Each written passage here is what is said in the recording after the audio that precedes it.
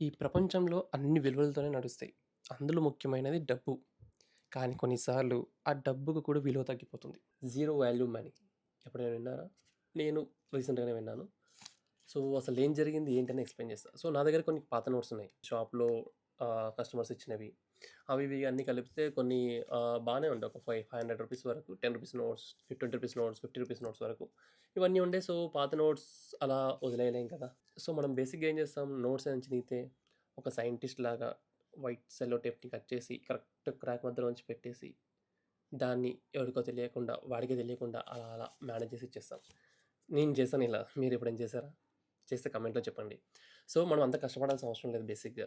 So, మీ దగ్గర ఈ కండిషన్‌లో ఉన్న నోట్స్ మరి కొంచెం చినిగిపోయినయి ఉంటాయి. అంటే ఏదైతే బ్లాక్స్ ఉంటాయో, ఇప్పుడు మీరు ఇది చూసినట్టయితే ఇక్కడ చినిగింది, ఇక్కడ చినిగింది, ఇక్కడ చినిగింది, ఇక్కడ ఇదంతా చినిగింది. అంటే ఈ నోట్ పనికిరాదు. ఇది జీరో వాల్యూ. అదే గనక మీకు ఒక 50% ఈ నోట్‌లో ఎక్కడైనా సరే 50% తీసుకుంటే, ఆ 50%లో వాళ్ళు ఇది ఎలా కన్సిడర్ చేస్తే సమ్ బ్లాక్స్‌లాగా డివైడ్ చేసి, దాంట్లో అట్‌లీస్ట్ 50% అయినా చినగకుండా ఉండాలనమాట. సో, ఇది పని వాల్యూ లేని మనీ. ఎందుకు అంటే, ఇది చూడొచ్చు. ఈ ఎడ్జ్ చినిగింది, ఇక్కడ సైడ్ చినిగింది, ఇక్కడ చినిగింది, పైన కింద, ఇక్కడ పైన కింద, ఇక్కడ పైన కింద. సో, ఇలా సైడ్స్ ఇవన్నీ చినగడం వల్ల దీన్ని జీరో వాల్యూ మనీ అనేసి, అంటే ఇది చెల్లదు. బ్యాంకులలో కూడా తీసుకోరనమాట రిటర్న్.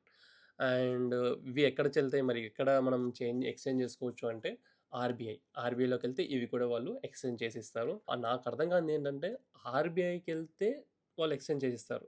మరి ఈ అమౌంట్ అంతా ఆర్బీఐకే వెళ్తది కదా! ఈ బ్యాంక్‌లో తీసుకున్నవి కూడా. ఇక్కడ రొటేషన్ అవుతాయి. రొటేషన్ అవ్వని అట్‌లీస్ట్ బ్యాంక్‌కెళ్తాయి, ఆర్బీఐకెళ్తాయి. మళ్ళీ మనం వెళ్తే ఇస్తారు. కానీ బ్యాంక్ వాళ్ళు మాత్రం తీసుకోరంట. ఈ లాజిక్ ఏంటో నాకు అర్థం కాలేదు. సో, ఈ నోట్స్ పట్టుకొని నేను first HDFC బ్యాంక్‌కెళ్ళాను.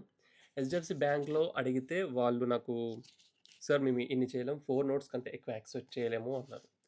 So, okay. Fine అనేసి నా దగ్గర రూ. 50 నోట్స్ ఉంటే ఫస్ట్ అవి 4 నోట్స్ ఎక్స్‌చేంజ్ చేసుకున్నా.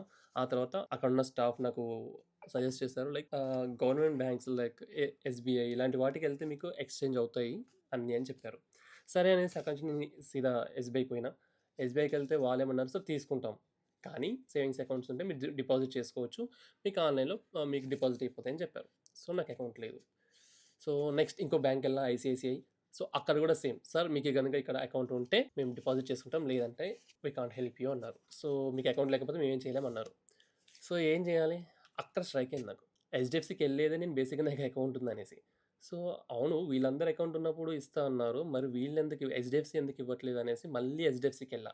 హెచ్‌డీఎఫ్‌సీకెళ్ళి అందరూ అకౌంట్ ఉంటే ఇస్తామంటున్నారు. మీరెందుకు ఆ మాట చెప్పలేదు అనేసి అడిగితే నో చెప్పారు. అలా కుదరదు, అలా అవ్వదు అది ఇది అని చెప్తే డైరెక్ట్ మేనేజర్ దగ్గరికెళ్ళా. మేనేజర్‌తో మాట్లాడితే అతను బాగా ఒక 10 నిమిషాలు డిస్కస్ చేసి అలా అవ్వదు, ఇలా అవ్వదు, అది ఇది అన్నీ చెప్పిండు. చెప్పిన తర్వాత నాకిక్కడ సేవింగ్స్ అకౌంట్ ఉంది. స్టిల్ మీరెలా యాక్సెప్ట్ చేయరు అని కొంచెం గట్టిగా మాట్లాడితే, సో, అప్పుడాయన చూసి, "సార్ ఇందులో తీసుకుంటాము. కానీ బిజినెస్ అంటున్నారు గదా! మీకు కరెంట్ అకౌంట్ ఉందా?" అంటాడు. చిన్న షాప్. సో, దానికి నువ్వు కరెంట్ అకౌంట్ తీసుకునేంత అవసరం లేదు బేసిక్‌గా.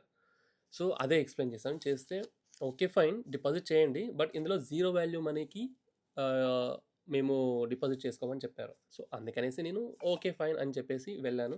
సో, ఆ డిపాజిట్ తను మేనేజర్ దగ్గర నుంచి కన్ఫర్మేషన్ తీసుకొని, సో, ఇందులో నుంచి మాక్సిమం నాకైతే ఎక్స్‌చేంజ్ చేశారు. ఎక్స్‌చేంజ్ మీన్స్ రిమైనింగ్ అకౌంట్‌లో వేశారు.